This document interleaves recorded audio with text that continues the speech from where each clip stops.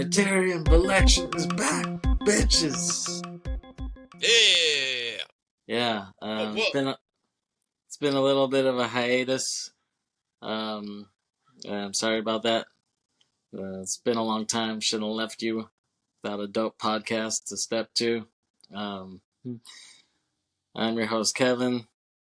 This is my boy Kris with his Team USA soccer jersey. You repping Team Camo. USA soccer. Yes. Um, it's still NBA playoffs right as we speak. Ant-Man's getting his ass kicked. This will probably be his last game of the season. So they're down like 30 at halftime, close to 30. So Party's we'll see. over. Yeah, we'll see. We'll see what happens. I'm sure the Thunder will win. Anyways, we haven't done a movie podcast for a minute. Life happens, right? You know, you've been busy doing God knows what. And I've been kind of busy. Lane got sick for a bit. I had to go out of town, so that's. I was almost thinking of ending the season, quote unquote. Before on the heavy metal, but I was like, no, let's keep pushing. Let's at least do a 23 episode season, just a tribute to Michael Jordan. So the movie we're doing tonight is a comedy that we know and love, starring the man, the myth, the legend, James L. Carrey. Leslie. Yeah. And that movie is the movie that kind of kicked off his movie career, I would say. And that's Ace Ventura, Pet Detective, the first one. Yes. Yes.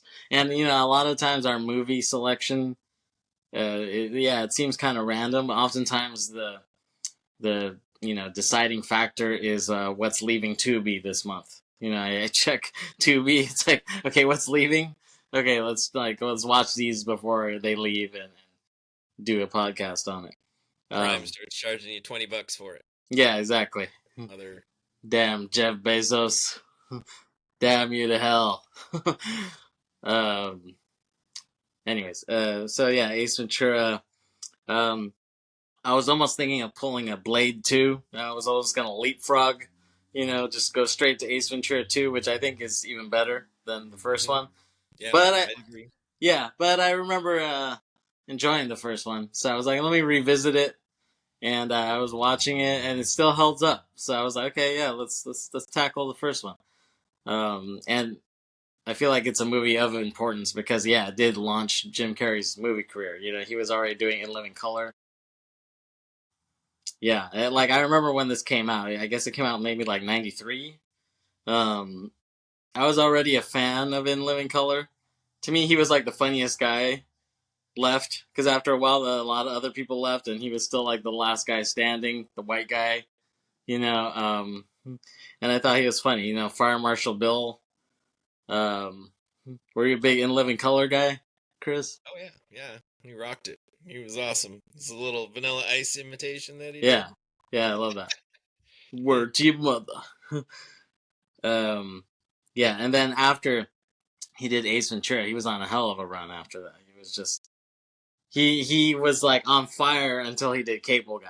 You know what I mean? Like that kind of was a speed bump to him, for a minute, but then he bounced back with like Liar Liar, I would say. Yeah, that was a great movie. Yeah, I love Liar Liar. Cable Guy was kind of a departure from his usual shtick. Yeah, I think he wanted to do something different, and he wanted to work with these guys. Judd Apatow, Ben Stiller was part of that, and they effectively almost ruined his career for a year or so. But yeah, he bounced back. Do you remember? Did you watch Ace Ventura in the theaters or what? Yeah, I'm pretty sure I did. Yeah, it was fucking hilarious. Yeah. People were dropping. Yeah, I remember my neighbors had the VHS of this. I guess I didn't actually get to see this in the theaters when I was a kid. I think my parents caught on. We're like, hey, we're letting him watch way too many adult movies in theaters. Like, you can't watch this. So, but luckily, my next door neighbors had like a shitload of VHSs, and their parents didn't give a shit. So they would even watch Ace Ventura as like family viewing. You know what I mean? So I was hanging out there. I was like, oh, Ace Ventura, let's watch it. And I proceeded to laugh my ass off as a 8-year-old boy, 9-year-old boy, whatever. Um, and that's the thing. I mean, to this day, I feel like at least me and you, we steal shit from this all the time. Oh yeah, for sure. Yeah, and just like his vernacular, his lexicon, the way he says things, this was a real role. He really created a character out of this. Like the breathiness, the the yame, the the really, the who's her, like stupid shit like that. Like, it just caught on. Like, especially when I was a kid, we were saying that every 2 fucking seconds, and I'm sure everyone was annoyed the hell out of it. But yeah, we still say shit from this, and yeah, yeah, um, yeah, and the Holy Testicle Tuesday. Like, where the hell did he get that from? I mean, Batman. just genius. Yeah.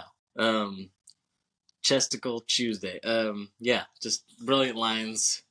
Yeah, and I think this was a surprise hit. Like, because I heard, he already had, comedy friends from In Living Color and doing, stand up all those years. His friends saw that he was going to be starring in this, and they were like, "All right, good luck with this pet detective movie." But then they saw it was like #1 at the box office and be like, holy shit, what the fuck? This was supposed to bomb miserably and his career was supposed to end before it even began. The critics were trashing it too. They were saying this is crap, and yeah, maybe that brought more people in. I guess so. Yeah, maybe the bad publicity. I don't know. This is word of mouth, and as Eminem said, there's no such thing as bad press. That's right. Publicity is publicity. So he was laughing all the way to the bank, and like I said, he got hot after that. Dumb and Dumber, Ace Ventura 2, The Mask, and then all that shit got him Batman Forever too. You know what I mean? Yep. The Riddler. Yeah. He was killing it. Yeah, and he's still killing it. He's still killing it as Dr. Robotnik. He's already done 3 Sonics. Yes. Which is some of my favorite movies ever. Reemergence, resurgence, renaissance. Yeah. This is a Carissance. He's back from the dead. Yeah, exactly. And he said he would, like, after he did part 2, he was like, okay, I'm gonna retire. I'm only gonna do a script if it's like written in gold by angels or something like that. And they asked him about it, and he was like, well, I was being a bit facetious when I said that or something. And they asked him, like, so what made you want to do this movie? And he was like, honestly, I needed the money. He was like, he was being genuine about it. He was like, I spent a lot of money and I needed the money, so that's why I'm here. You know what I'm saying? At least you got to give him props for keeping it real on that shit. On that note, Mm-hmm. So let's do our Wikipedia description, shall we? Yes, please. So Ace Ventura, an eccentric and offbeat private detective in Miami, is known for rescuing tame or captive animals. Despite struggles with rent and constant mockery from the Miami Police Department, led by Lieutenant Lois Einhorn, Ventura is hired by Melissa Robinson, the Miami Dolphins publicist, to find their kidnapped mascot, bottlenose dolphin Snowflake, who was stolen just weeks before the upcoming Super Bowl. That's how you know this is fiction, because the Dolphins in the Super Bowl, like, that's that's pure fiction. They've sucked ever, like, since the last Super Bowl they won was like 74, and they've sucked ever since. Even when they had Dan Marino. Yeah. So the movie fades up, and we see some feet walking, and the camera pans up, and we see it's Jim Carrey playing Ace Ventura.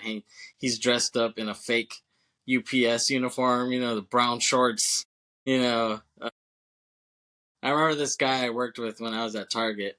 I think he was like trying to hit on some milfs, trying to buy stuff at Target, and he was getting nowhere with that. And I remember him telling me, he's like, "Oh man," he's like I need to start working for UPS. Like they get the real chicks, because these chicks have that brown shorts fantasy. Yeah, and I think he worked at Target for like a week, and I never saw him again. But at least I'm sure he joined the UPS force.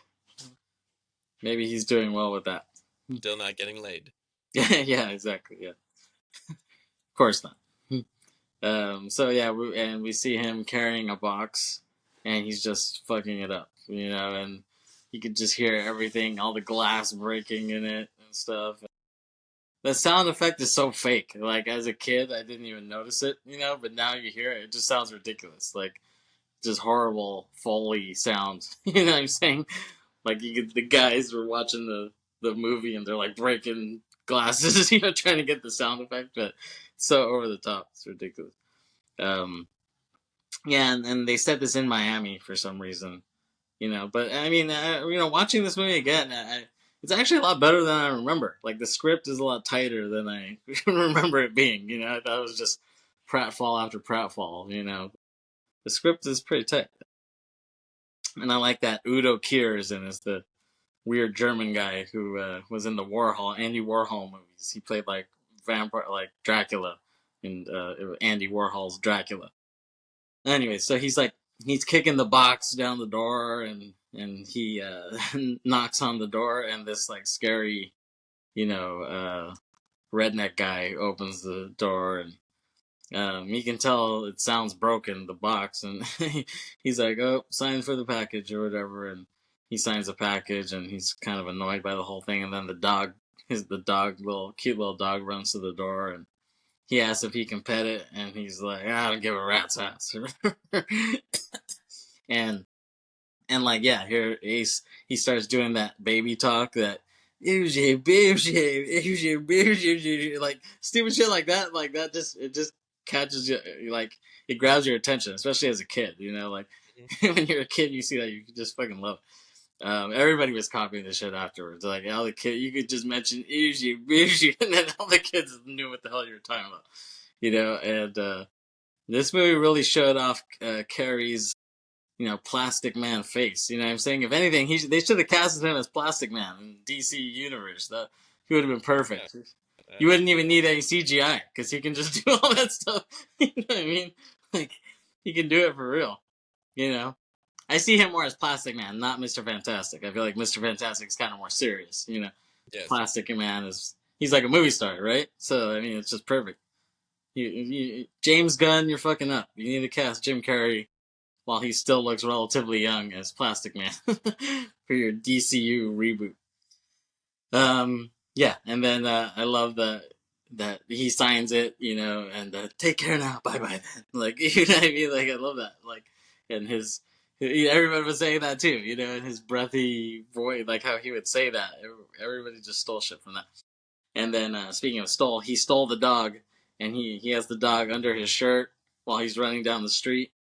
And so this movie was co-written and directed by Tom Shadyac, which is a weird name, Shadyac. And he did he did this, Ace Ventura 2, and he did like a few movies with him. Even up till later. I think he did Liar Liar, and I think he even did like Yes Man or something, or Bruce Almighty, one of these. They have had a good working relationship.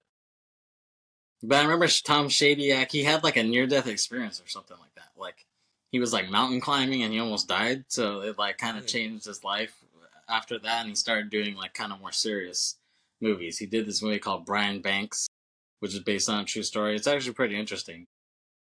I've seen it on Hulu. If you can watch that, it's pretty interesting. We might even talk about it sometime. Not me and you, but me and either me and Byron or me and Aileen. Seriously, hell no. Yeah, exactly. No, I'll get somebody else. Yeah, Aileen's available. You are not the guy for that job. Next, me and Byron or me and Aileen might talk about it, but that's a really good movie, and we can still sprinkle some humor into it, I think. Yeah, it's a pretty good movie. Brian Banks. So yeah, and so the scary hillbilly guy kind of just throws the box aside, doesn't give a shit, and he sits down to smoke, and he notices the dog is like still sitting by the door, and he's like, "Oh, get away from the door." But the dog isn't moving, and he's like, "Hey, like move away from the door." He's like, "Fucking stupid dog," and he gets up to like kind of scare the dog away. And he walks up to the dog and he sees it's like a stuffed animal, and he's like, "What the fuck?" And it has a card that says, "You've just been had by Ace Ventura." And he's like, "Oh," he's all pissed off or whatever.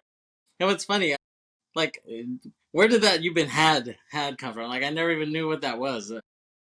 Like, where did that come from? Like, I remember, like, I think I saw it on like Tiny Toon Adventures. Like, "Oh, you've been had." Like, I don't even hear people say that anymore. Like, you got had by, you know, like that was really like 50s lingo. You know what I mean? You've been had. Who the hell says that? And yeah, like, so that guy's pissed off and he's running out, and Jim is in his car with the dog, and he's like, "Unfortunately, in every contest, there must be a loser. Le Hugh is a her." You know, like, every fucking kid was saying that after that. Oh yeah. And his hair was fucking ridiculous. I mean, that was like his, like the architecture of his hair. It was like kind of Elvis meets a shark or something. Like, I don't know what the hell he was doing with his hair. It was like Elvis meets LaRue before LaRue even came out. um, so yeah, he has the dog in the car, and he's like, "Hungry fella," you know, and then he like pulls out the ashtray, you know, and then there's kibble in there, and then the dog's that, like, I should have did that with my cats, like when I take them in the car. But it's crazy to think that, yeah, it's crazy to think that cars had ashtrays before, isn't it? Isn't that weird? Like, I remember, you know, our old cars that we had, and the stupid little ashtray, you could pull it out. Kids nowadays are like, "What the fuck is that?" You know what I'm saying? I'm sure they're like, "That's crazy." I'm sure Connor would think that's really crazy, right? It's a snack tray.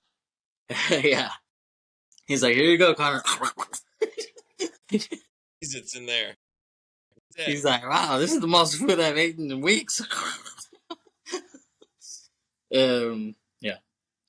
But yeah, I mean, I feel like nowadays in your fucking Tesla, you'd have a vape or something. Like, "Here's your vape." Like, vape ahoy. You know, comes with it built in, you know. Anyways, let's not promote that brand ever again on this podcast. How dare you? I already got fired. That's a tangent. We won't go there. No, we won't. let's avoid that ASAP. So yeah, so the car doesn't want to start. He's like, you know, and he's like, "Shit," and he tells the dog, "Oh, we'll just wait a little bit, you know, see if this can warm up." And then all of a sudden, that guy comes out of nowhere with a baseball bat and he breaks the windshield, and he's like, "Oh no, let's not wait." He's like, "Okay, let's go." And he sees him in the side mirrors, and he finally gets it started, and he's like, "Warning, assholes are closer than they appear." I love that. Because in the mirrors, yeah, I don't know if they still say that, but they used to say that. Like, it was like, "Warning, objects are closer than they appear," or whatever, or some shit like that. Or further than they appear, I don't know. What was the point of that? Like, if they're closer, like, wouldn't that be worse? Because you might, you know, you're trying to avoid it. You know what I'm saying? Like, you're trying to avoid hitting shit. I don't know. Didn't make any sense. Anyway, so the guy breaks the back window, and Ace gets the car to start, but the guy jumps through the back window, and he's like grabbing the front seats, and it's almost like Terminator 2-ish kind of, you know what I mean? With the liquid metal guy, Robert Patrick, kind of like trying to grab onto them. And then we see the dog start chewing his hand. He's like, you know, the dog starts chewing. He's like, "Ah!" And then you don't expect it, but then Ace is like, "Ah!" He turns around and starts biting the guy's hand. He's like, "Ah!" He's like, "Ah!" And you just see the guy slide out with this cheesy effects. He just slides out of the car. Hilarious. You just really didn't expect Ace to start biting his hand. Really wanted that dog for some reason. Yeah. Don't know why. And then, like, the cheesy guitar music. You know, like, it totally fits the movie, but it's so fucking cheesy. Ding ding ding ding ding ding ding ding ding ding ding ding. It's really fucking cheesy. And then because the windows are all fucked up, the him and the dog have to stick their heads out of the window to see, while he's driving. It's fucking Yep. ridiculous. I Yeah, like that. That was a good touch. yeah. I mean, yeah, it's funny. It's really funny. Um, so then he takes the dog home to its owner, and we can see it's like some porn star chick. At least she looks like one. This is where you got interested in the movie, right? Whoa, hello there. Yeah. Big lips, big teats. Yeah. It's hard to imagine this chick with that guy, because that's a weird couple, but I want to imagine that. No, yeah. But I guess girls like tough redneck guys. So she walks up to him and she's like, "How can I ever repay you?" And he's like, "Well, a reward would be nice. There was some damage to my car. It's a high performance vehicle." And then she just starts making out with him, and she's like, "Would you like for me to take off your pants instead?" And he's like, "Gee, let me think. Sure." And then he's like holding on to like some railing or whatever, and we see him like going all, flying around. yeah, he's like shaking. He's like, "Whoa!" Sure, Like he's, friendly around here. yeah, yeah, like he's in the earthquake or something. Yeah, I mean, it shows you what kind of damage that girl can do. She's a vacuum, bro. She's a succubus. uh, yeah. So yeah, and then we cut to we see a football stadium or something in the dark, and there's a there's a fish tank, like a huge fish tank with a dolphin in it, and we can see someone or some people steal this dolphin. Um, that's a pretty ridiculous crime, honestly, stealing a dolphin. But um, did you ever see that Blackfish documentary? Oh yeah.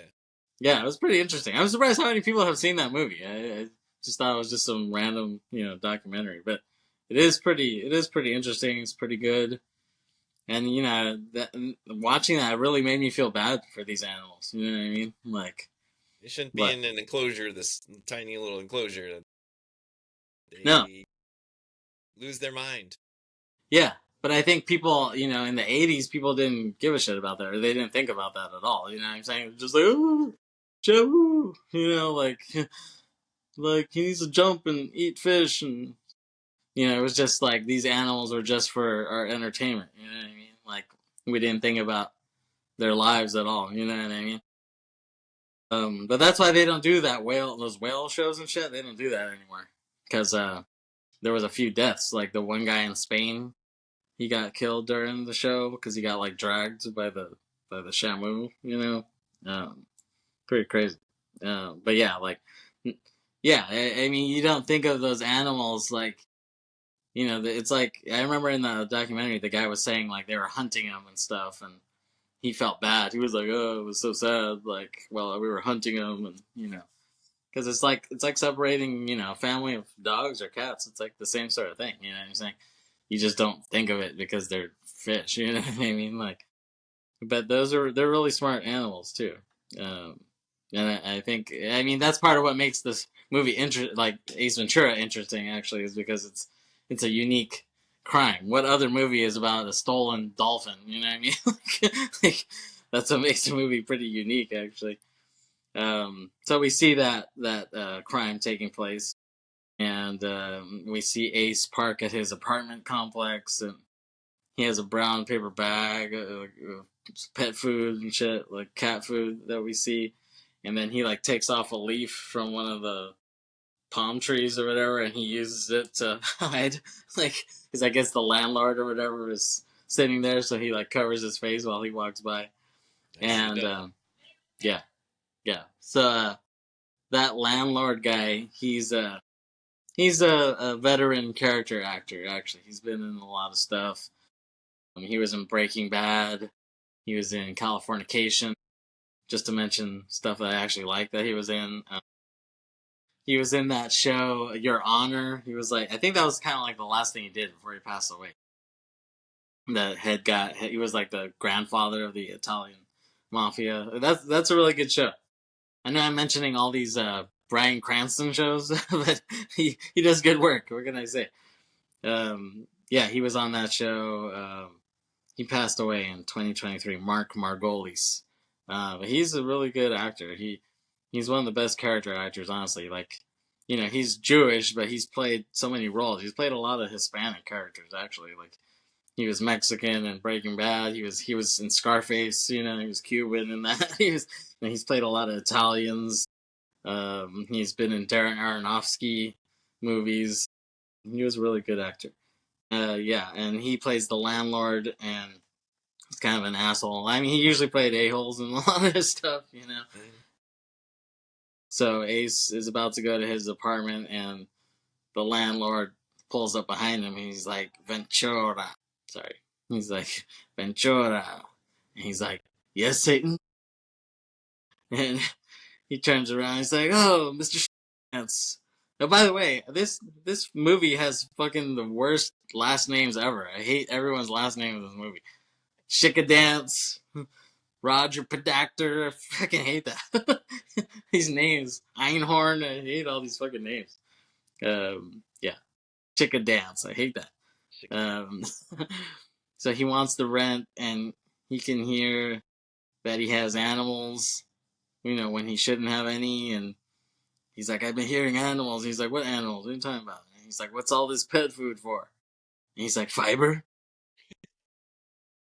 And he's like, yeah. And then Ace is like, go ahead, snoop around. Like how he says that breathy voice that he does.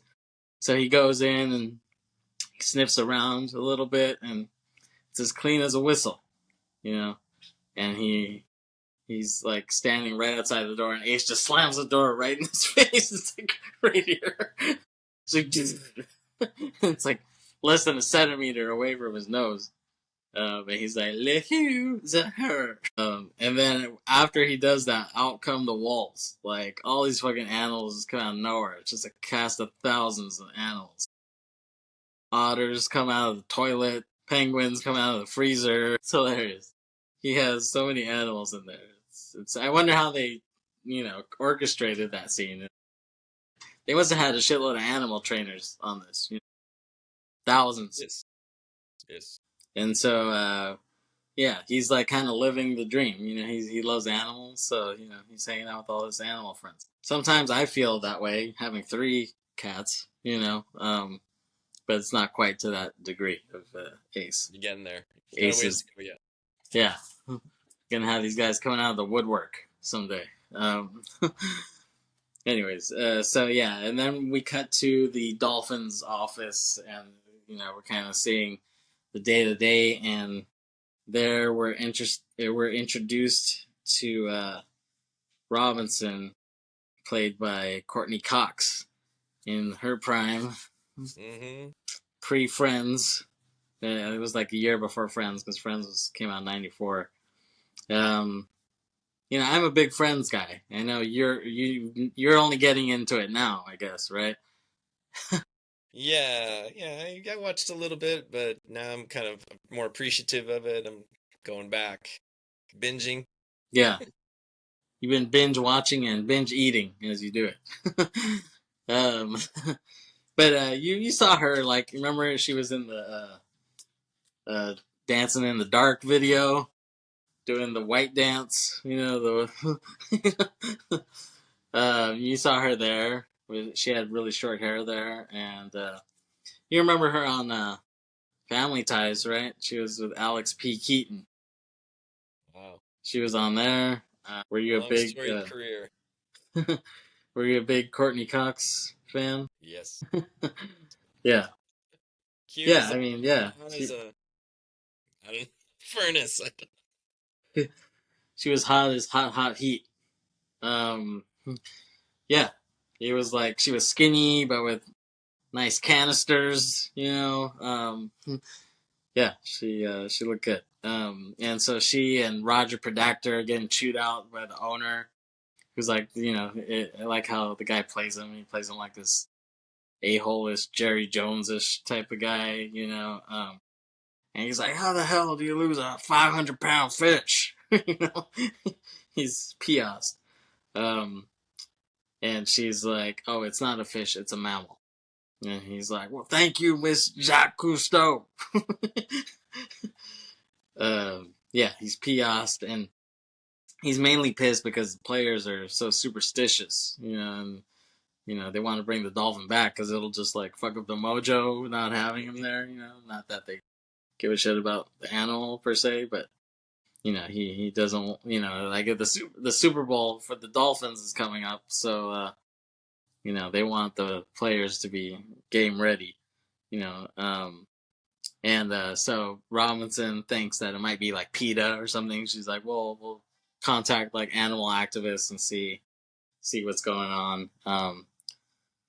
Snowflake, the dolphin, yeah, good acting by Snowflake. And so like they walk out of the meeting, her and Roger Predactor, which I hate that name, and they're saying, oh, Snowflake is missing, and this random lady is like, oh, like you guys should get a pet detective, and they're like, what? And then she's like, no, this pet detective, and they think it's ridiculous, but she said he's really good.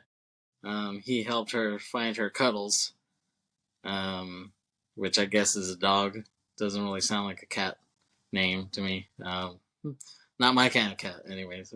So, and we cut. I like behavior. Yeah. Yeah, exactly. They don't like to do that. Not often. So cut to Ace on a roof, and he's trying to catch this dove. And he's, on top of this roof, and he sees it, and he, like, leaps, and he jumps, and he falls off the roof and into some trash. And he's lying there on the trash, half dead.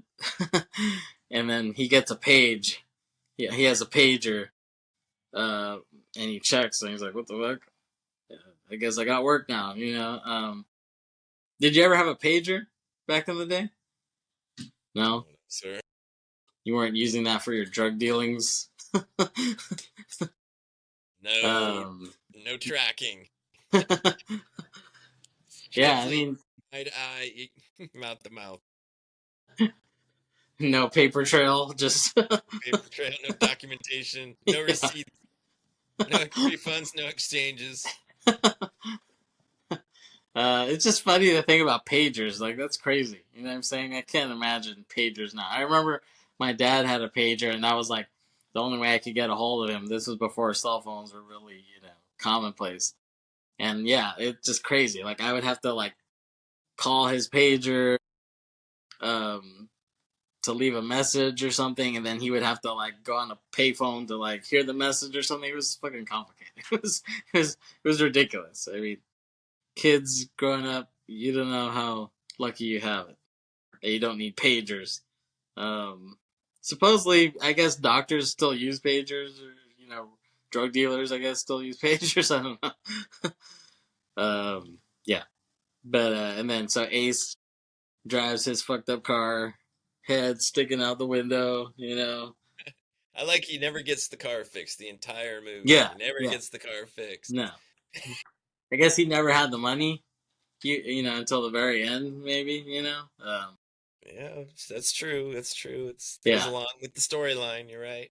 Hopefully, with this payday from the Snowflake case, hopefully he got a good car after that.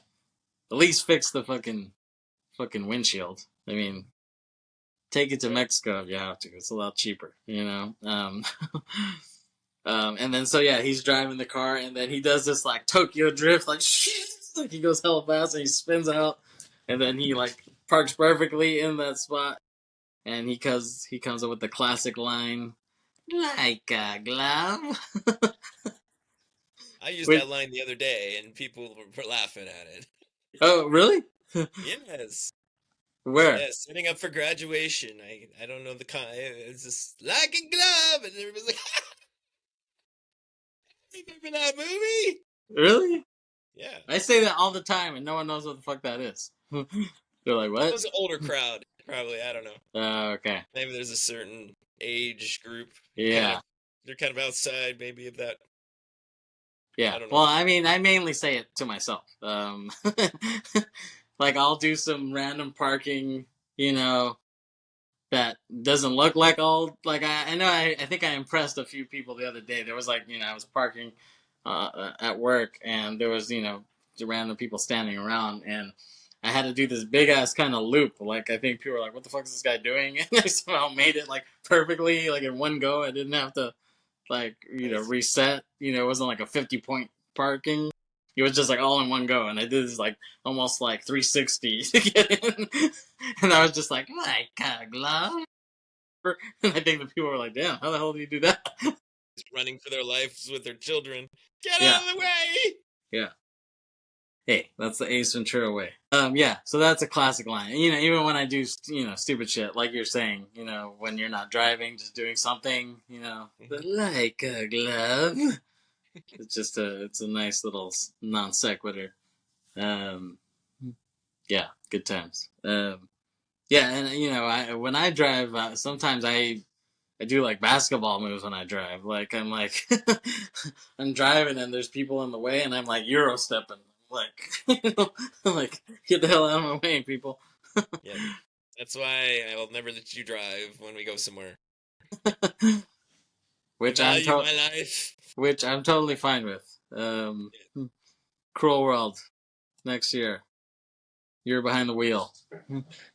Um, Depeche Mode style. Be Um, nice. yeah, and so he does that,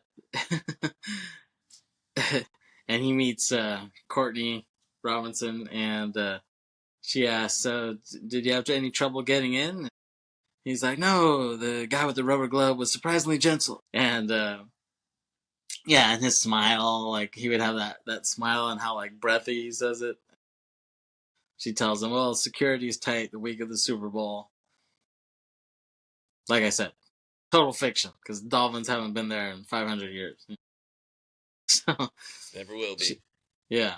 So she's showing him the tape of the trick that Snowflake does, like Snowflake is supposed to do, like kind of like she can hit the football through the goalpost or whatever, you know.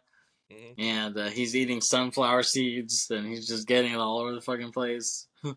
um, and she asks him if he wants an ashtray, and he's like, he with all these fucking seeds in his teeth.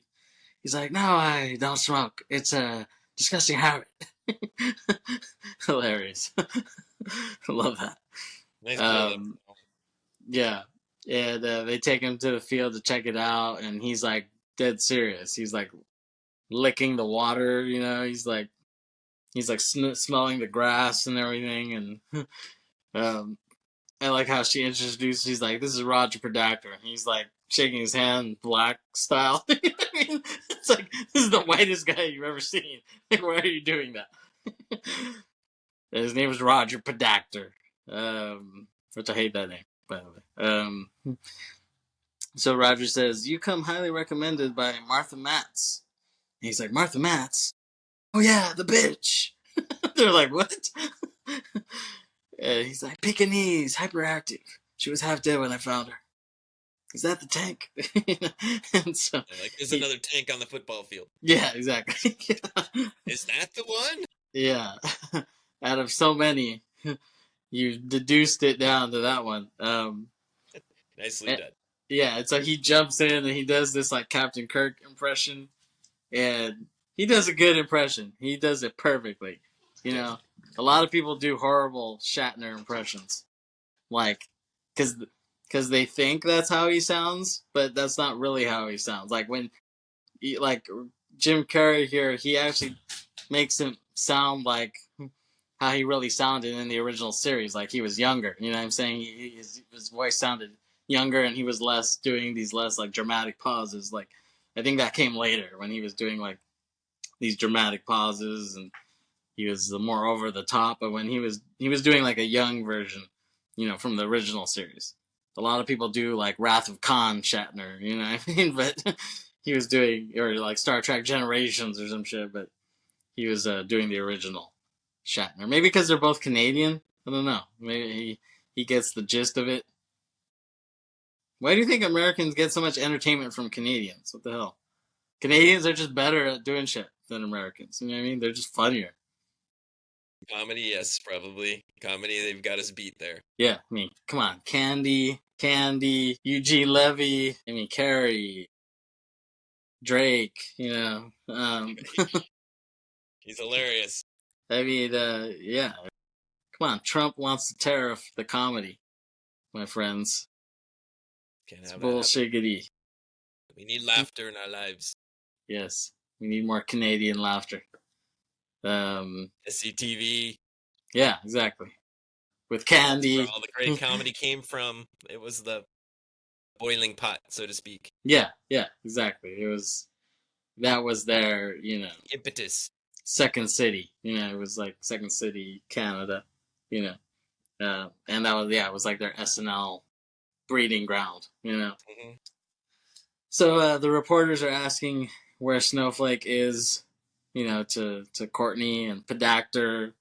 I mean, it's like, that this is fiction. They would not give a shit in real life. They really would not care where this dolphin is. Right. Big But story. Ace, yeah, exactly, yeah. But Ace snoops around. He opens some pipe or some shit, and he finds like a BB or something.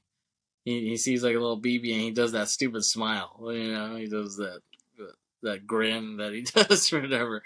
And he drives like a madman again to the police station. And he does the Ventura Tokyo Drift, like a glove. And he struts into the station, and the fat Italian guy, Aguado, another horrible name. I fucking hate that name. Aguado? He's making fun of him for being a pet detective, and the whole station is laughing, and then he does his Popeye laugh, his like he does that perfectly. And then a roach like runs by, and the fat guy stomps on it. Aguado stomps on it. And he's like, homicide. Now how are you gonna solve that one? And they all laugh, stupid. And then Ace says, good question, Aguado. First, I'd establish a motive. In this case, the killer saw the size of the bug's dick and became insanely jealous. He's like, ooh. And Aguado's piased. And then Ace says, and then I'd lose 30 pounds, Park and his wife. And then they just like get into it, This line has like informed my sense of humor for like the rest of my life. After I saw this whole size of the bug's dick thing, like I still use like that type of comedy to this day, and you can attest to that, right? Yes, definitely. Yeah, and so Aguado is piased, and he kind of attacks Ace, but Ace puts him to the ground, to see the roach carcass, and he tells him to apologize. Also, Roach Carcass is the name of your favorite new metal band, isn't it? Yes. Papa Roach Carcass. Cut my love into pieces. Anyways, I digress. So yeah. And then we see Tone Loc randomly. Tone Loc, the rapper, he's sitting at a desk, and we can assume he's a cop or a detective or something. And then Ace comes out of nowhere, bent over, with his ass in Tone Loc's face, and he's pretending to talk out of his ass, right? He's like, I'd like to ask you a question. Hilarious. This is something that you say all the time. You're putting your ass in people's faces on the daily, right? Saying this. People love it. Yeah, apparently so. Yeah. Sometimes you gotta watch out who you do that to, though, Kris. Some people might love it a little too much for your sake. Yeah, that's true. Were you a big Tone Loc guy back in the day? You were, right? He had some big hits. Yeah, Wild Thing. Yes. Funky Classic. Cold Medina. Oh, Funky Cold Medina. Love that song. Wild Thing. But yeah, no, I have an early memory of seeing like the Wild Thing video, when I was like 4 or 5 or something. I remember it was like on MTV because we would like always have MTV on, and Mm-hmm. it was like in our first house, like the house that I was grew up in my first few years. I remember seeing like I remember a memory of seeing this video playing in the background, and he had those two big hits, and he was. The fact that he was in this movie, just a few years later, like he was a big deal. He wasn't just like they were just throwing some random guy in here. He was a big deal. He was on the Delicious Vinyl label, which was a great label. I think I mentioned it in one of our other podcasts. It was a great West Coast hip hop label, um, and it had uh, Tone Loc, and Tone Loc's songs because he didn't actually write the raps, but he was friends with Young MC. So Young MC was the guy who wrote those for him. So when you Nice. look at it, Young MC has a lot more hits. When you add in the Tone Loc stuff, he has a lot of hits. When you think about it, and then also the Far Side were on Delicious Vinyl. Master Ace did stuff for Delicious Vinyl, his West Coast stuff, because he was a New York rapper, but then he was like, let me check out the West and see what they got, and he produced some great shit. Sitting on Chrome, I think that was on Delicious Vinyl. That was a great hip hop label at that time. So Tone Loc was on there, and Loc tells Ace to get his ass out of here, literally, because Einhorn, the boss Einhorn, is on her way, and some other cops say Einhorn is on her way, and they're all kind of making a big deal out of it, kind of trying to build her up as this biatch or something. Um, Surprisingly, Loc, he's a pretty good actor here. I thought he would have been a lot more wooden, but he was all right. And believe it or not, he actually had a cartoon. I remember he put out a cartoon like around this time. It was called Wow. like Sea Bear and Jamal or something like that, and he was on like on Saturday mornings. Um, that was back when Fox was just giving anyone a cartoon. It was like, okay, Tone Loc wants a cartoon. Okay, we'll make a Tone Loc cartoon. Um, Louis Anderson wants to do a cartoon. Okay, let's give Louis Anderson a cartoon. They're just giving cartoons to everybody. But yeah, he did Sea Bear and Jamal. Uh, and the bear, he had like a backwards hat, and he was like cool. It was funny. Um, and Ace is doing opera out of his ass still, and he's like, "Asshole mio, oh sodomia." It's pretty Sodomia. bad. Yes. Very clever. Yeah, yeah, very clever. And then we hear this like sexy saxophone music, kind of, porno sax, premarital sax. And we see this lady walking in, and that lady is Lois Einhorn, played by the lovely Sean Young. Um, I thought she was hot, especially Mm-hmm. in Stripes. When she was in Stripes and Blade Runner, that was the height of her Peak. heat. You know what I mean? That was hot, hot heat before there was hot, hot heat. Yeah, so she's the, head chief, chief of police, and I know there was like some controversy with her. She was gonna play Catwoman in those early Batman movies, Mm-hmm. the Michael Keaton, but then she got all weird or something. She was like stalking people or something like that. I don't know. She was like, Getting in a role. Come on. yeah, I think they hired her, but then it was like she was doing weird stuff. So they were like, okay, let's not hire her. They were like, let's go with Michelle Pfeiffer, which that's not a bad replacement. But I think I would like to see a Sean Young Catwoman though someday.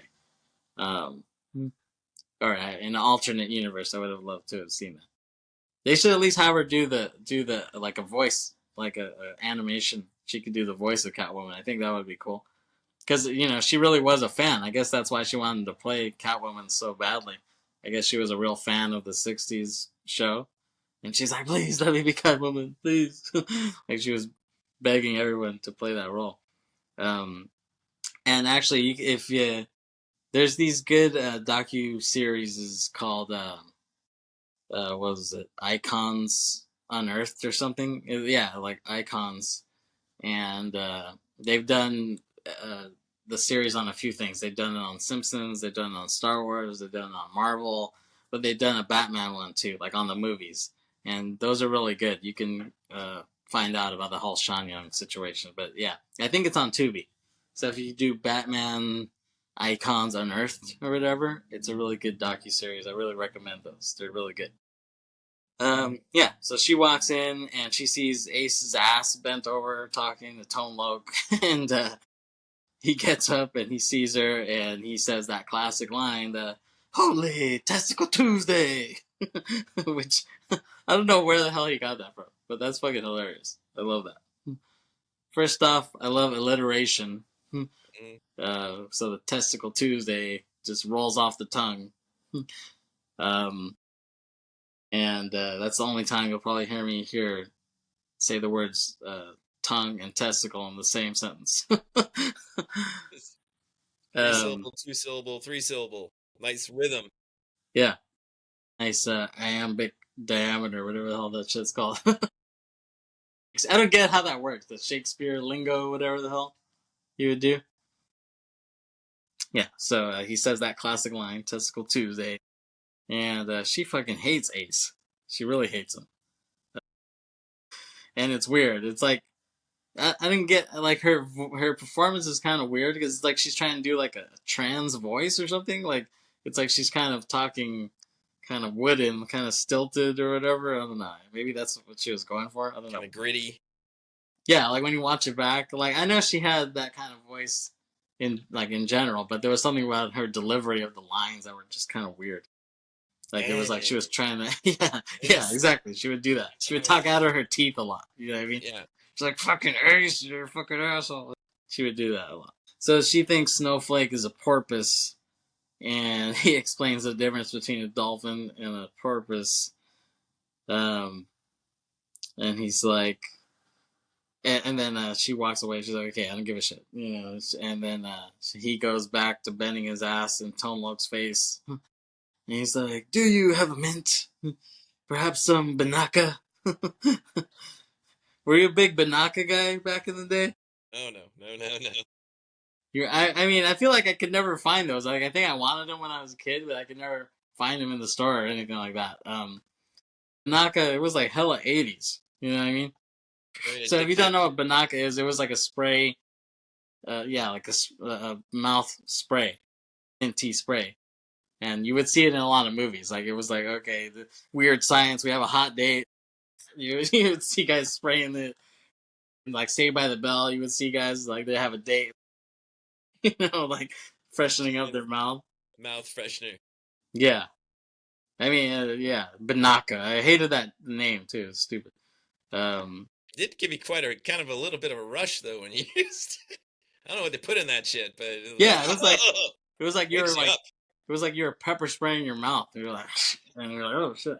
Might have some pepper spray in it. I don't know.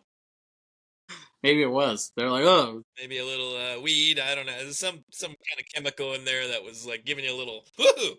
some Maybe that's jolt, caffeine. I don't know. some jolt. Yes, research this and figure this out. Yeah, and then she's like, "Listen, pet dick," and I think when I was a kid, I was like, "Oh, she said dick," but it was like it worked on both levels. I guess I didn't realize that they called detectives dick or whatever. Mm-hmm. I guess I mean I should have realized with Dick Tracy, right?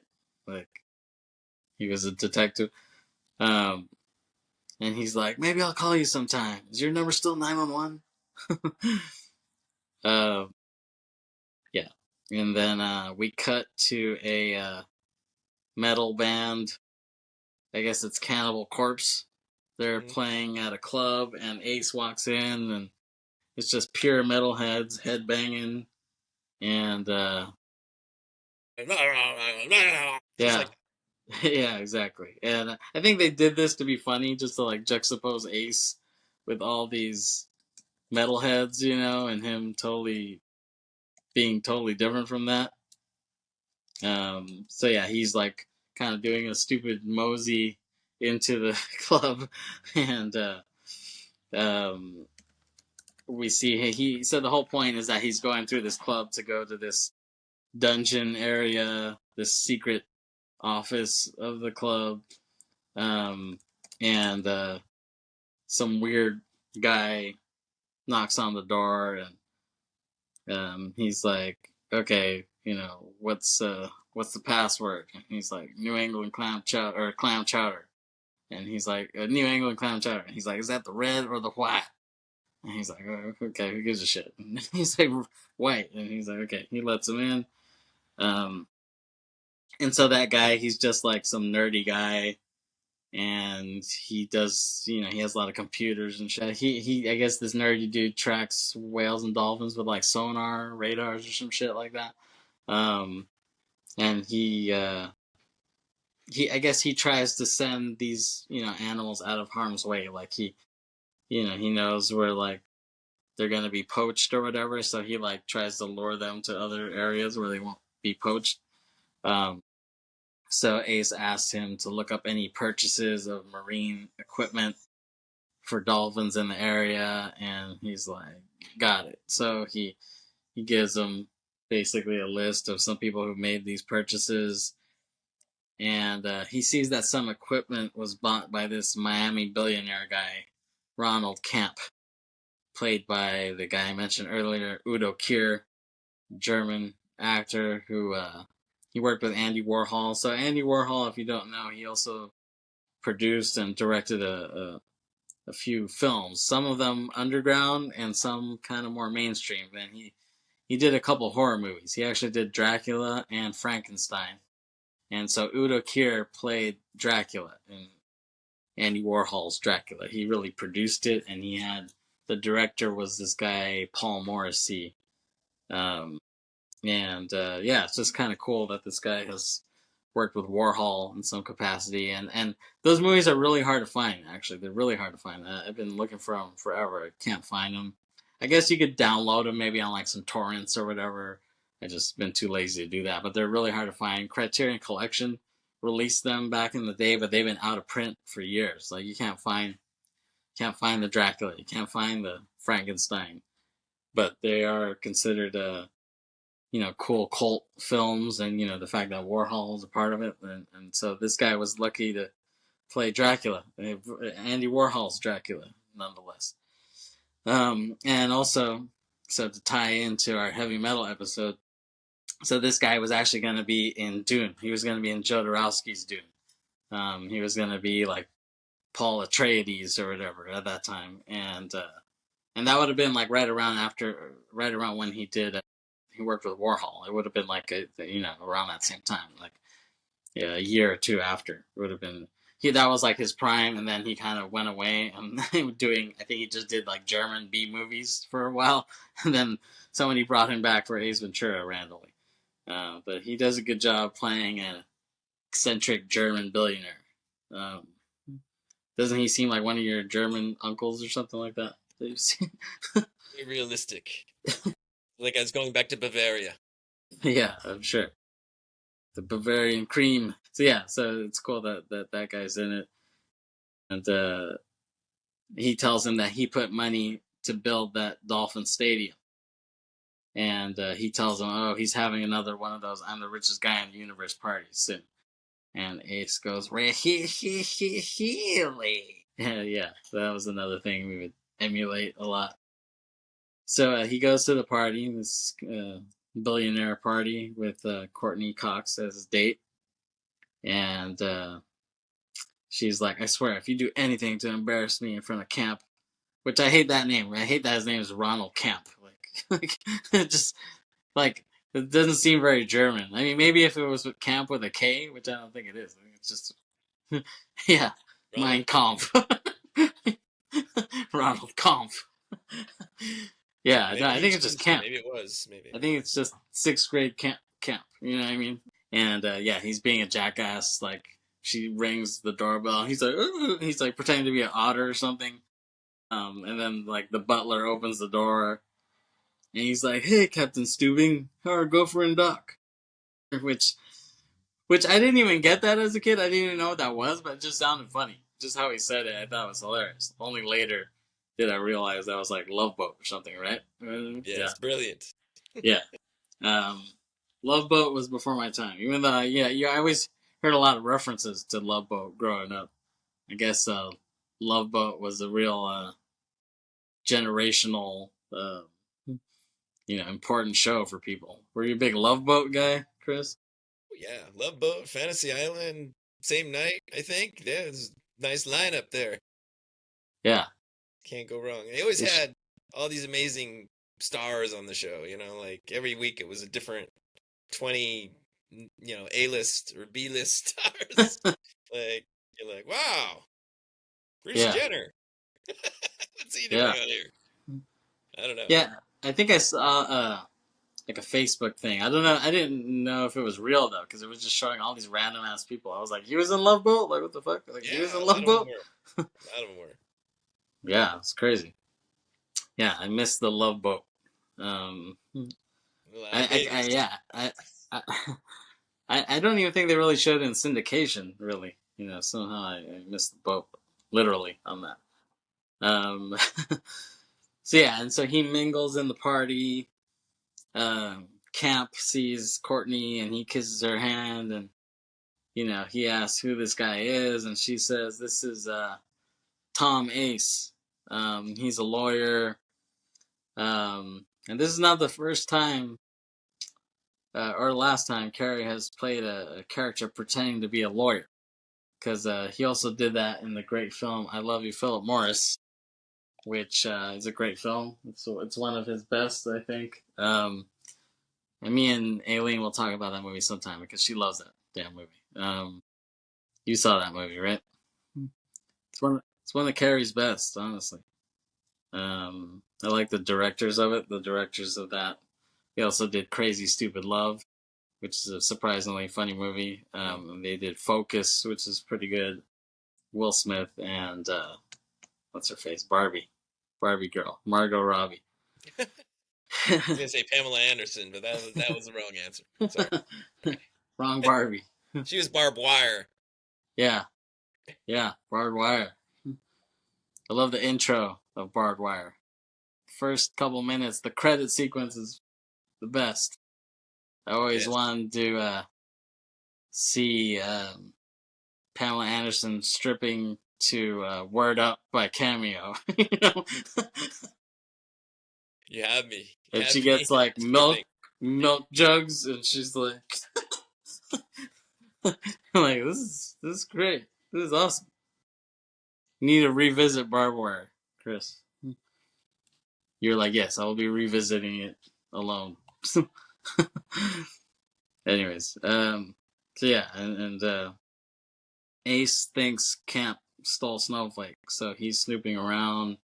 He's eating hors d'oeuvres, and he does that shit where like someone's next to you and you like stick your tongue out with all the food, and then when they look over, you hide like like you weren't doing that. Yeah, so we would do that all the time. After seeing this, we would always fucking do that. We'd eat Cheetos or something and just like stick it on our tongue, and then when somebody looks over, just like put it away. There it is. Yeah, and so he's like, Ron, where's the bathroom? I think it's the bathroom. So yeah, he tells him where the bathroom is, and he fakes that his stomach really hurts so he can just run out of there. He goes through the bathroom window and snoops around the pool, set to the Mission Impossible theme. Nicely done. He finds this big fish tank, and he sees those fish in the bucket, like what they would give Shamu and stuff. And he's like, yeah, man. And yeah, we still say that to this day. We see some crappy food, someone's heating up some pho, and we're like, yummy. Yeah, You're a man. fan of the pho. You're a fan of the Costco pho, right, Kris? Big fan. Never Yep. tried it, try it. Yeah. It's $2 a metric ton. You'll love it. A lot of people don't like the smell of that pho, though. Does have a funky smell. Yeah. It's an acquired Funky. taste. Funky. Yeah, and then so he's there, and then this big ass shark jumps out behind him. It's kind of like a Jaws, homage, and he has this like Ricky Ricardo reaction, like I said, with his plastic face. He's like, whoa, whoa, whoa. It's like that. And yeah, like I said, you can really see the plasticity of his face. You know? Yes. And then he falls into the tank, and This yeah, delayed fall into the tank. yeah, Took his yeah, time. I don't know if they slowed that up or if. I mean, it yeah, seemed like it was a long sequence, him falling back like that. yeah. I mean, yeah, I'm sure they did some effect or something. But yeah, he's the pet detective, so I guess he manages to like wrangle the shark. You know what I mean? He's like riding it. He's kind of bull riding it somewhat. You know, and he manages to escape that, and he goes back into the party. He opens the door, and his clothes are all torn and wet, and everyone's looking at him like, "What the fuck?" And Huge he's line like, waiting for the restroom for he, 30 minutes or however long he was going. yeah, exactly. And they're just looking at him, and he's like, "Do not go in there." Woo! One of the best Hilarious. lines in the movie. Yeah, hilarious. You, And there's water spraying all over the yeah, place. he's totally wet. You say that all the time, right? Do not go in there. Sorry. Yeah. This is closed for now. Come back later. That's why you're like, hold your breath before you go in. He's like, shaking Camp's hand to, before they leave. He grabs Camp's hand to check his ring, because so he found, and then Courtney Cox's like, what the fuck are you doing or whatever, and he's like, well, I found this amber stone, and I realized it's a stone from the 1984 AFC champion Dolphin ring. So he's trying to find everyone who might have that ring. So he's trying to find the coaches, the players, associated with that team. So we see him stalking them. He gets punched out by one guy, and he checks like the mark on his face to see if he's missing the pebble. He's hiding in Don Shula's mailbox. So Don Shula was the coach for a long time, when they were good, and then when they sucked ass, he was the coach. He goes to some Dan Marino signing, tries to check his hand, see if he's got it. Yeah. I mean, and so, yeah, I mean, so Don Shula, he was the real coach of the team, and, that, I guess, 1973 team, that's the only undefeated season in the NFL. So that's why a lot of people consider that team the best of all time, if not the best, one of the best. It's because they're the only team who ever went undefeated. So they won every game, playoffs, and Super Bowl. Obviously, the Patriots almost did that, but they lost to the New York Giants in the Super Bowl with Eli Manning at the helm, and Eli Manning beat that ass twice because he beat it then, and they were like, "Oh, he got lucky," and then he beat them again like 5 years later. So, Rivalry. yep, New Boston, New York, York. Boston, New York, New England rivalry Yep. lives on. Podcast. Yeah. Well, I mean, we'll see how the Knicks do. I mean, at least the Knicks were able to beat Boston, but who knows if they'll beat Indiana of all teams. Yeah, and so also we see Ace. He's checking out the guy taking a piss next to him. He's kind of just looking over, and then that guy looks back at him like, "What the fuck are you doing?" And then he notices his face, and then the guy starts smiling at him, and he's like, "Oh shit, I need to get the hell out of here." Yeah, and the guy like prances towards him, you know. Briefly. Yeah, it was a kind of stereotypical, I guess gay acting, I guess you could say. And then Courtney, she gets a call, and it's all serious, and she says Roger Podacter committed suicide, and they're like, "Oh shit!" So we see his uh his apartment or whatever, and all the cops are there. Einhorn is there. But Ace is already skeptical. He thinks he was murdered, really. Um, and Einhorn is like, "Well, you don't have any evidence." And he's like, "Oh yeah," and he's like, "What's this then?" So he goes outside the door, the sliding door, and he's like, "Ah!" And he's closing the door, "Ah!" And he's like muted when he closes it, but you can hear him when he opens it. and they're like, "What the fuck are you doing? Like what does this mean?" And he's saying, "This is soundproof." That neighbor said that she heard him, screaming, but she wouldn't have heard it if he was outside here with the door closed, so it doesn't make any sense. And that's how he was found or whatever. And he's like, yeah, he's like, can you feel that, baby? Huh? Yeah, at the time, I didn't realize how sexual that was. Like, only until later on, I was like, oh, like, he was being very sexual with that. What part of the hip thrusting did you see as didn't understand as sexual? Maybe I was too young. I don't know. You were 8. Yeah, exactly. So we would just say that. We would be, we would end up, we would be in school and we would do something good and be like, can you feel that, baby? And we didn't think anything of it. Principal's office. Yeah. Yeah, exactly. Appropriate in ELA. Go to the principal. I was just citing. After every presentation, you were Yeah. Can you feel that, baby? good incorporation of the Ace Ventura culture. And they're like, thank you, valedictorian. No. No, I never would have been valedictorian. So that's totally false. Anyway, so she's Piast, and he's chilling with Courtney, and he sees a team picture. Not there yet, but he sees this team picture, and he's like, whoa, whoa, whoa, and then she's like, what? And then he's like, who the hell is this guy? And he points to some guy on the team, and she tells him that's Ray Finkel. And he's like, well, he wasn't on this other team picture I saw. And she's like, well, that's because he didn't join the team till later. He was a mid-season pickup. And he's like, oh, great. And that was a nice little twist. I'm saying, surprisingly, they did something unexpected like that. And Courtney is like starting to like him. She's like, she tells him that he was really impressive at the apartment, figuring that whole thing out. I know I was there. Yeah. Yeah. And he says, there's a thing where he's like, I'm sorry. Like, he sounds hella Canadian. You got a little Canadian slip and slide there, and she's like, okay, well, I'll go back to my apartment. And he's like, no, it's not safe at your apartment. You shouldn't go back there. And she's like, what do you suggest? And he's like smiling slowly.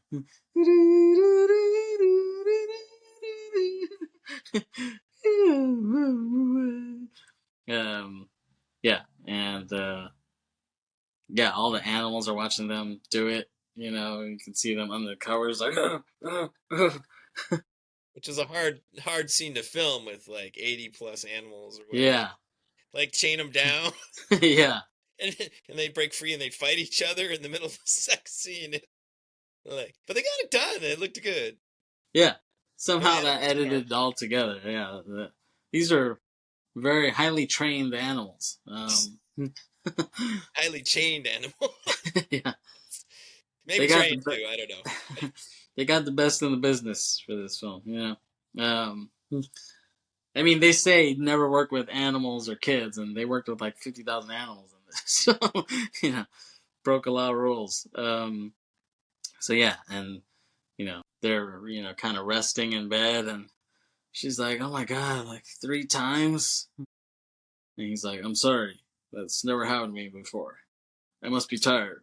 Yeah, it's hilarious. And he jumps on her again. Yeah, he does it again. Yeah.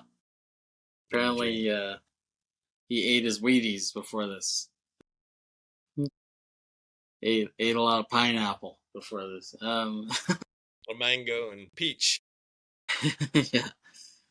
So Ace, he drives downstate, I guess, or somewhere in the backwoods or somewhere, and he goes to Ray Finkel's parents' residence out in the middle of nowhere, and he knocks on the door, and he says he's looking for Ray Finkel, and then a double-barrel shotgun comes out, pointed right at him. He's like, and an extra pair of shorts.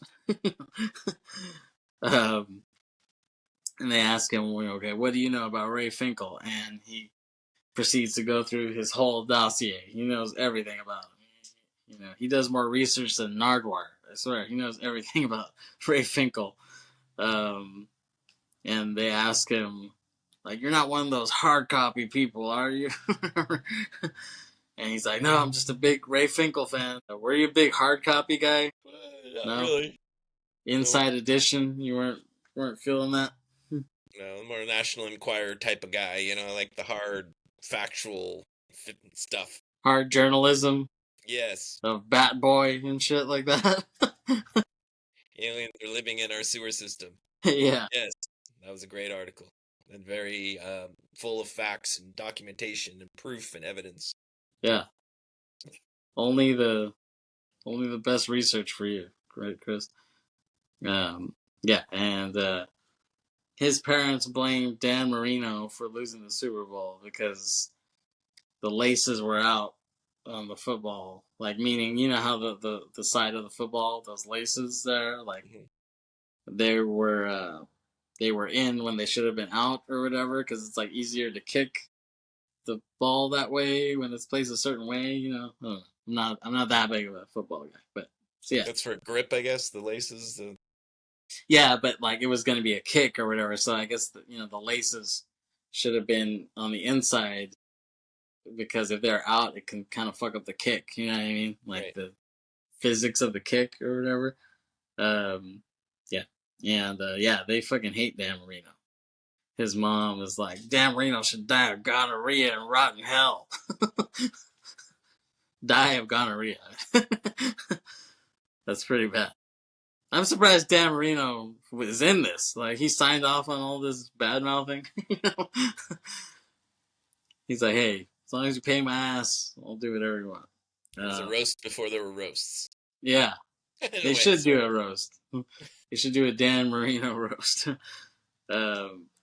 Yeah, and they take him to Ray Finkel's room, and he has like a shrine to kill Dan Marino. Like, and he's like, "Okay." He's like, "Now I can see what I'm dealing with here." And the mom plays him old footage of missing that field goal. You can see that the family and Ray are very, traumatized by this, losing this Super Bowl experience.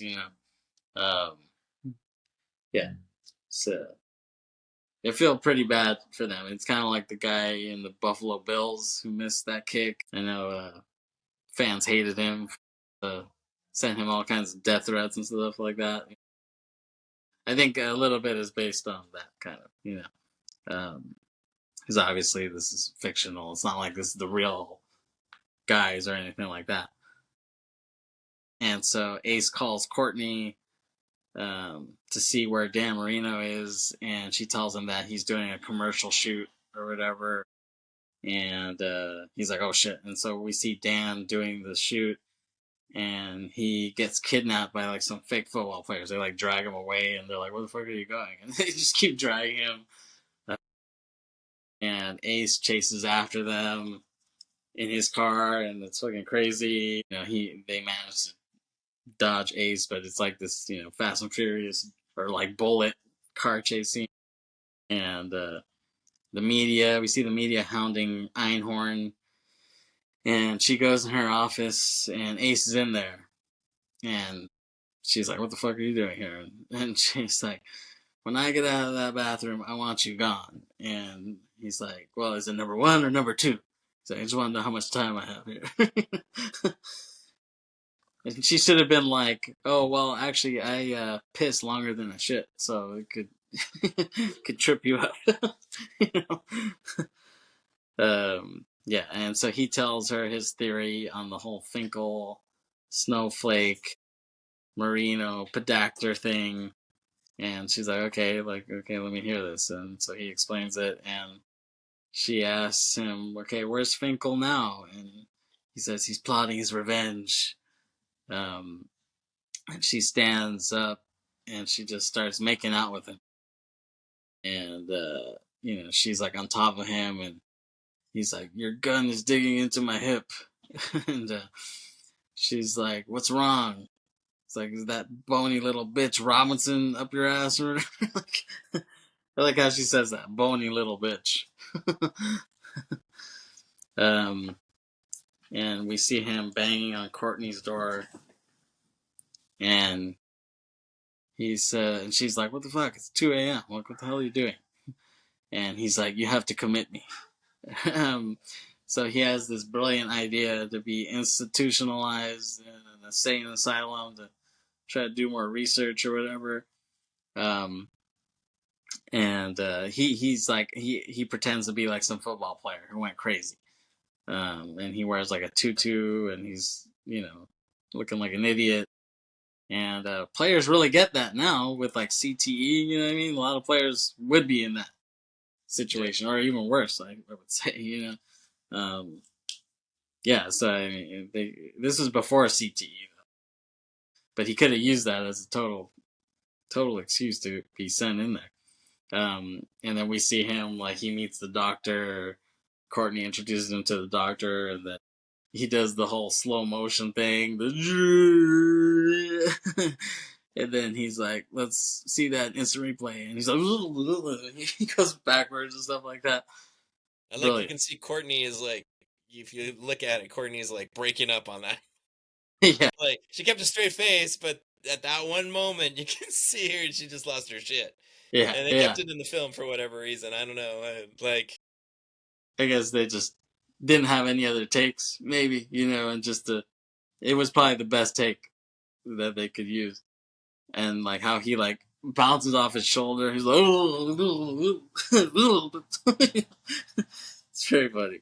I mean, that just shows you it's like a real tour de force performance by him. I don't know how people kept their shit together when he was doing all that. How they kept straight faces and like, Yeah, I I mean, don't know. well, you got to be a professional actor. I I mean, I can guess. understand.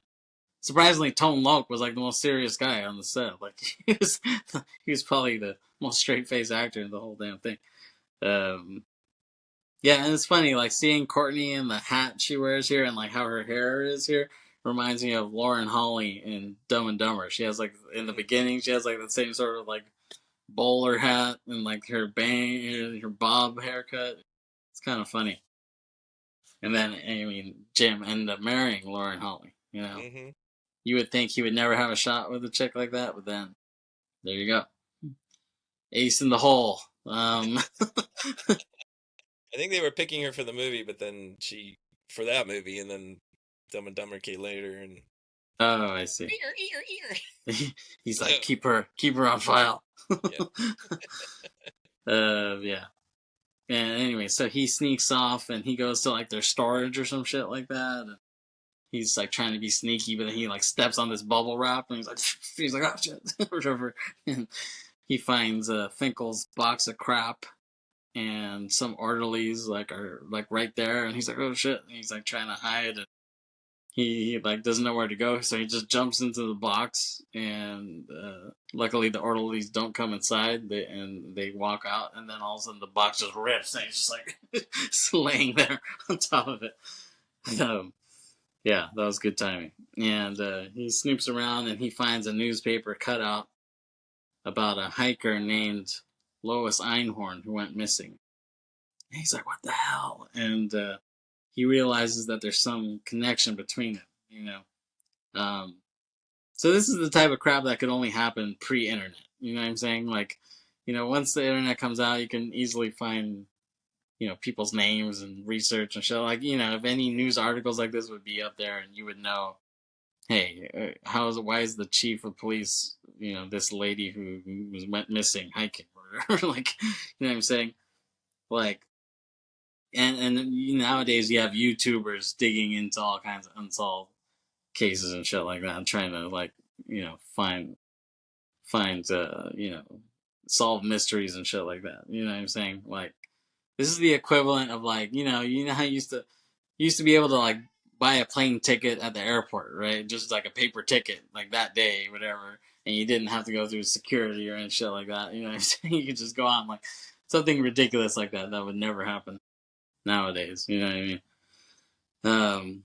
So yeah, and so Tone Loc is looking at evidence from the case, and he finds a note from Einhorn to Pedactor. and it says like "Thank you for a wonderful evening," and he thinks that's weird. And we see Ace is like racking his brain at home trying to figure out this whole Finkel Einhorn connection, and one of his dogs runs up to him whimpering, and he's like, "I can't give you any food. I can't give you any food because I don't have no money." He's like, "I can't get money because I can't buy Snowflake." He's frustrated about the whole thing, and then the dog sits on the picture, like the team picture there, and he looks over and he's like, "Wait," and he sees like the dog's hair on Einhorn's on Ray Finkel's face, and he's like, "Wait," and then he's like, he finally has this like light bulb moment, and he's like Finkel is Einhorn. Einhorn is the man. He's like, "I kissed a man." Whatever. We see him, he's throwing up and he brushes his teeth, and they're playing Crying Game by Boy George, he runs into the shower naked and he burns his clothes.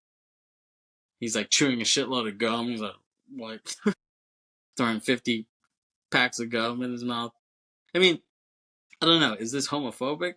I mean, I don't know. I guess now people might think it is kind of like, I guess, People have labeled overreacting. it that, but Yeah, I mean, I don't know. I mean, I don't think it should be considered that. I mean, but I guess it could be considered that. No, because he makes such a big deal out of it. I don't know. And then we see Dan Marino is tied up in this like underground pier or some shit like that, and Snowflake is captive in the water tank there, and Einhorn is there, and she confronts Dan Marino, and she like grabs him by the balls or whatever. And he's like, "Lady, if you want tickets, you're going about this the wrong way." He's a surprisingly good actor, Dan Marino. He should have did more film work. He's probably not as good as Peyton Manning acting wise, but he's a lot better than fucking Tom Brady. Tom Brady sucks at ass at acting. I've seen him in these like Hertz rental car commercials. He's horrible. um, yeah, and so she asks Dan, like, "Do you recognize me?" And he's like, "No, I don't." And she puts a football on the ground, and and she kicks it through this hole in the roof that's there. And he's like, "Okay, like, what does that mean? Like, I guess you know how to kick a football." And it's just funny that she's like, "Would you like some refreshments, Dan?" Like she says, "Dan," like I'll give you some refreshments, Dan. Because she says that, it's funny. And then she just starts kissing him. That's like her thing, She kisses every guy, and we see Ace get onto the premises, and he finds like a little raft, and he uses like a personal fan to like propel the little boat that he has. 3 feet. Yeah, yeah, yeah. And then we see like her henchmen. They're like throwing. They have a football and they throw it at Snowflake, and they're being assholes. And Marino like shakes his head. He's like sad at the whole thing. Um, and then we see Ace. Ace can see the henchmen, and he's like, "Lovely party. Pity I wasn't invited." Like he does his Sean Connery impression or whatever. Spot on. Pretty good, pretty spot on. He's great with impressions. I remember seeing he was doing like Clint Eastwood, and he didn't even say a word. He was just like doing his face, and he was like, you could tell who he was doing. Yeah. Yeah, he was just like sitting there. I remember seeing like he's like, "Here's my Clint Eastwood impression." He was just like, and like you already knew it was him. It was like perfect. So yeah, Ace takes out the henchman, and he tries to rescue Dan Marino, and we see him like slide down on this rope, almost like a foreshadowing to the beginning of Ace Ventura 2 when he's like scaling the mountain, which itself was a parody of Cliffhanger, Stallone's Cliffhanger, which I fucking love that movie. I plan on talking about Cliffhanger sometime. Maybe you can be a part of that, Kris. Still picking out the right cast for that. So many people want to do it. And so she, yeah, like, So the cops raid the pier. They're all coming up, and she like they kind of have everyone cornered there. All the cops come out. They're all pointing guns, and she's kind of trying to frame Ace. She's like, oh, like he's the one who kidnapped Marino and Snowflake, and she's like trying to act like the damsel in distress. You know what I mean? And yeah, it was not a bad try, but but he's like, no, don't believe this bitch, and then she's like, fine. So she like puts a gun in his face, and he starts crying. He's like, and he tells her, he's like, no, like kill him, like kill Marino, like don't kill me. And it kind of reminds me of Dumb and Dumber because there's a part where the guy points a gun at his face in the hotel room in Dumb and Dumber, and he's like, oh, he's like, kill him. He's like, kill Harry, and he's like, yeah, well, I think you're under a lot of pressure. She's like, what would you know about pressure? And he's like, well, I have kissed a man. And she's like, okay. And so because it's the Super Bowl, they're playing like Super Bowl greatest hits on TV, like those NFL films and shit. And you can see he's like, oh, we go back to Super Bowl 1983 with Ray Finkel, and they show that replay, and Sean Young gets pissed off seeing that. They show Finkel missed the field goal, and she's like, fuck you, laces are out, or whatever, and she shoots the TV, and then Ace tackles her, and they're kind of fighting and rolling around, and then she's like kicking his ass. She like kicks him in the balls and kicks him in the face, and then it's funny that he just like clotheslines her. He sees her running, and he just goes boom. Really physical fight, really Tom and Jerry, like fucking takes her Yeah. head and bashes it onto the pole, Yeah. and like extreme violent. Yeah, it was. They bounce back from it. Yeah, it was, as you would say, a slobber knocker, as you would say. Yes. Yeah.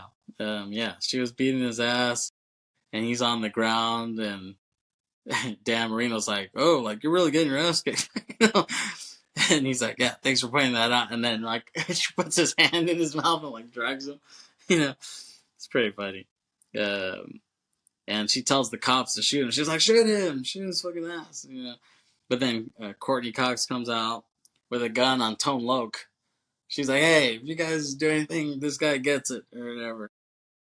They're like, "Okay, we don't want Tone Loc to get shot and die." So, yeah, and she tells the cops, shoot him, because, he was trying to kill her and Snowflake. And he's like, fiction can be fun. He breaks down the whole Finkel Einhorn story.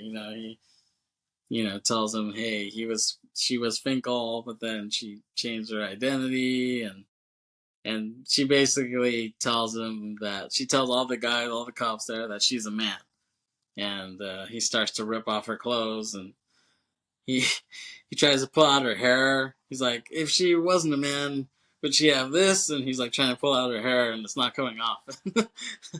And he's like, well, anybody can get that. And, he's like, but if she was a man, would she have these? And he like pulls off her blouse, and she has breasts or whatever.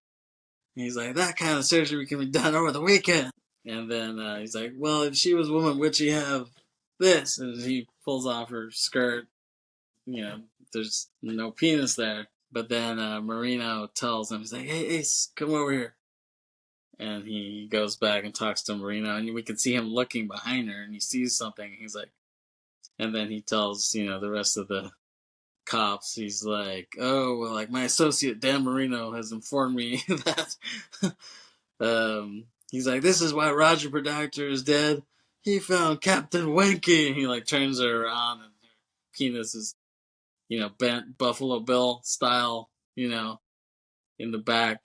It's like, either she's a man or she has the worst case of hemorrhoids I've ever seen. And everybody spits, like all the guys are spitting, like, Sister, apparently. Yeah, exactly.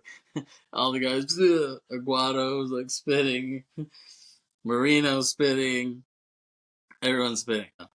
She's pissed off, so she finds like a broken piece of glass, and she runs up to him, but then he just flips her into the water, like she's like about to stab him, and she just he just like flips her over, and he takes her AFC ring, and the cops drive back, and they're all, Ace saves the day, and we see him and Dan with their heads sticking out the window, in this fleet of cars, and yeah, it's funny. And he's like, "Oh, do you have any more gum?" And he's like, "That's none of your goddamn business." um, yeah, the Snowflake is back at the stadium, and Dan Marino suits up for the second half of the game, and Courtney and Ace kiss there, and but while he's kissing her, he sees the white bird that he was trying to get at the beginning. And he's like, "Oh," he's like, "Oh, here's my chance." So he's like kind of creeping up on the bird, and the bird is like on the Gatorade thingy, and then all of a sudden the mascot comes in, and he like shoos the bird away and starts getting Gatorade, and he's like, "You just cost me 25 grand, Polly," and the mascot's like, "Blow me," and the mascot kind of pushes him, and he pushes back, and then he ends up like punching him, and he tackles him, and he's like killing the mascot. And the announcer is like, "Oh, we have to thank one man, Ace Ventura, for finding Snowflake." And they show him on the Jumbotron, like, beating the shit out of the mascot. And he realizes that they're showing him on the Jumbotron, and he's just like, and just freezes right there. And it's a beautiful ending. Ace Ventura, Pet Detective. The first film, which I actually like the second film more. I think it has even it's one of the rare better sequels, but they somehow managed to do it. You wouldn't have thought with Ace Ventura it would have so many great films. But Jim Carrey, man, he can carry a film. That's why he's called Jim Carrey. Yeah, and then the credits come up, and it's like this riff on "No Sleep Till Brooklyn." They kind of steal the riff from the Beastie Boys song, but it's tone low. And then for some reason, Jim does the intro. He's like, "Put on that big ass size 13 and kick it for the homies." So it's like, yeah. And then they're like, "Okay, tone low. He's acting. We might as well get him on the soundtrack." He does this song. Super. Yeah, exactly. So Dolphins still suck. Like I said, they haven't won the Super Bowl since like '74. They haven't been in the Super Bowl since '83, which was like Marino's like first year or second year. And they haven't even won a playoff since Marino. Like Marino retired like 2000 or something, and they haven't won a playoff game, just one game ever since then. Yeah, they've made the playoffs maybe like 5 times ever since, and they've lost every game. They've had horrible luck, So and this they movie made is the only good thing for Miami Dolphin fans. yeah, exactly. They can't. They've made horrible moves. They have some of the worst ownership and worst GMs I've ever seen since fucking Sacramento Queens. They've had some of the worst GMs ever. Like, yeah, like they could have had a lot of good quarterbacks. Like they could have had Drew Brees. They said no, and then Drew Brees wins the Super Bowl. They could have had Aaron Rodgers. They were like no, and then Aaron Rodgers won the Super Bowl. Like they could have had all these good quarterbacks. But they just have horrible luck and make horrible moves. I guess to having that one perfect season, they were like doomed to just failure after that ever since. Yeah, exactly. So, but yeah, Jim Carrey has had a great career though. Like I said, he's still doing his thing, playing Robotnik. But he has some legit classics to me. Like obviously his early comedies were great that I mentioned. And people love Truman Show. People love that movie. Like I think at the time people just thought it was okay, but like now people look at that like it's a masterpiece. Believe it or not. Good movie. Yeah, I loved Eternal Sunshine. That movie's fucking great. I think it's one of his best. It's still comedic, but kind of more dark, kind of artsier. Yeah, Eternal Earth Sunshine. Girls Are Easy. I don't know. he didn't really say much in there. No, okay. But that had a big cast. I mean, like Damon Wayans, he was like one of the aliens. Jeff Goldblum was one of the aliens. Gina Davis. Davis, she's always good. I'm not a big Grinch guy. I kind of hated the Grinch movie. Oh, You loved Grinch? Grinch is amazing. It's awesome.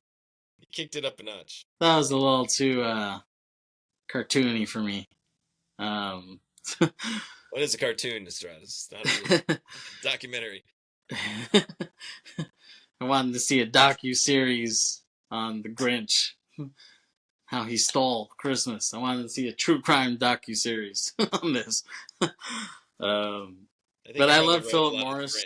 I think he wrote a lot of Ace Ventura, and I think he wrote a lot of the Grinch too. I mean, or ad-libbed, whatever you want to say. But yeah, he ad-libbed. Yeah, he improvises a lot. That's what he's good at. But no, I love Philip Morris. That's a great film if you haven't seen it.